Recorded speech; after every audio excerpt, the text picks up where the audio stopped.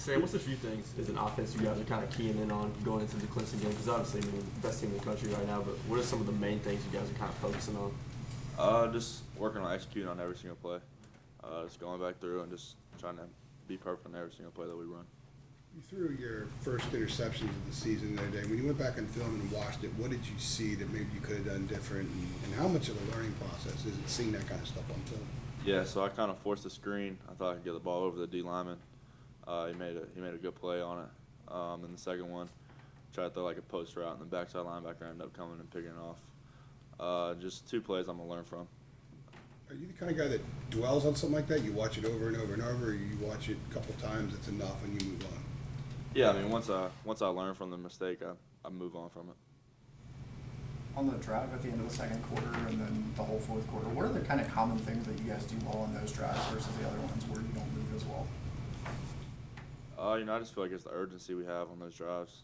We know it's obviously every single drive is important, but when it comes to those drives, it's a must-score drive. Like scoring at the end of the second quarter was a must-score for us. We need to get that momentum back going into halftime.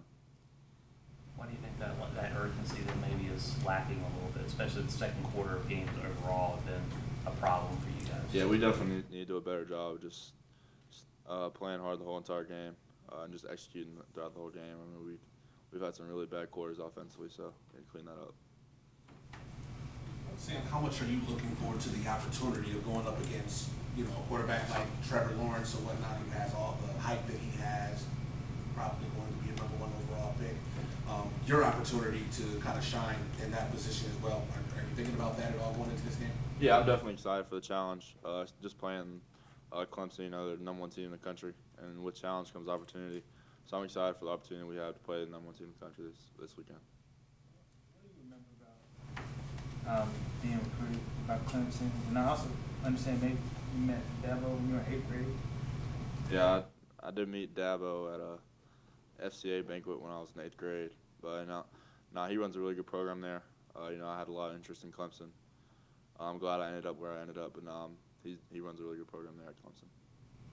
So you were recruited by a lot of programs like Clemson that are kind of established, but you chose to come here. Why is it that you chose to come to a place that was kind of rebuilding their program rather than going there to establish? There's a lot that ended up going into the final decision.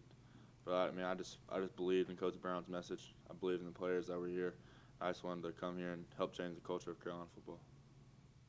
When you're looking at film, preparing for a game, I'm sure you're kind of doing it like, okay, this play happened, this play. But let's say when you watched the Alabama game, when you weren't scouting for that game that week, what was your reaction with the way they played against Alabama, just kind of watching as a football fan?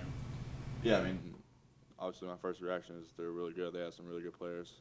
And the bigger the moment, the better they play. They have a really good team, so we got to be prepared for it. Anything change in terms of how the offensive line is preparing for Clemson because it's a really young offensive line now. If heck can't go, more protection, dropping more running backs, tight ends. Anything change in how protections are being set up? Honestly, we're still sticking to what we do. Obviously we're making sure those guys know exactly what they're doing. But really, we're not really changing anything.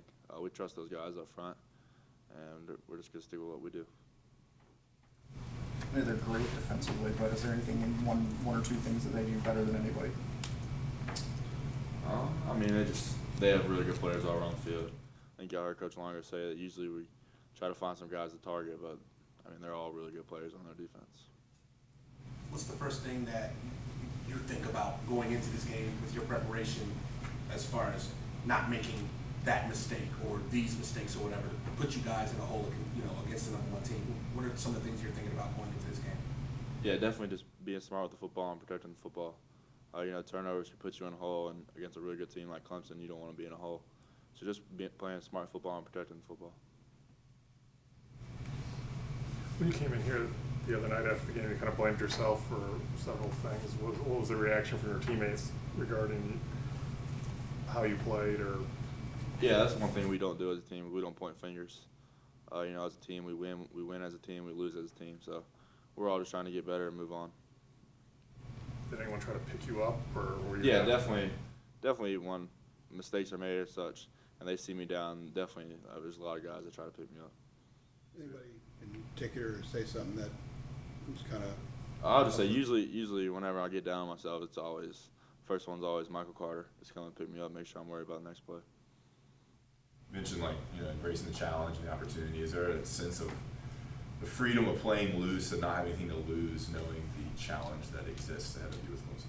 Yeah, I mean, I try to play every game loose. You know, I just try to go out there and play my game no matter who we're playing. Yeah, I mean, I'm definitely excited for the opportunity. You know, I'm just gonna go out there and have fun. And I mean, these are games you like wish for playing, like this is what you want to play in. So I'm just gonna go out there, have fun, give it my best shot. Is there anything in the back of your mind with Chase now being hurt or questionable for the game that makes you a little concerned of whenever you go up, throw a pass or step back? I mean, no, not really. I'm still gonna play how I play. You know, even if Jay's still healthy, I mean, I still need to do a better job protecting myself. I'm still just gonna go out there and play how I play, and don't worry about what happens if I get hurt. I think point of emphasis after the first game was you learning to get down more. Coach Longo talked about it, Mac talked about it.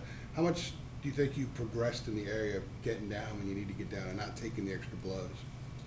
I mean, I think it varies. You know, sometimes I take the extra hit, sometimes I get down. So I just need to be more consistent with it. Is it still fighting against your instinct because of what you did for years and years before? Is that part of it? Yeah, I think it's something that'll definitely get better with time, just doing it more. Just because my natural instinct is not to get down. Just because I did that for 4 years in high school. So I think it'll definitely just come smoother with time. Diami Brown have a pretty strong chemistry. What can you say about their relationship with the Yeah, me and Diami put a lot of time in over the summer, like some one-on-one work, just working on our timing, and he's a really good player.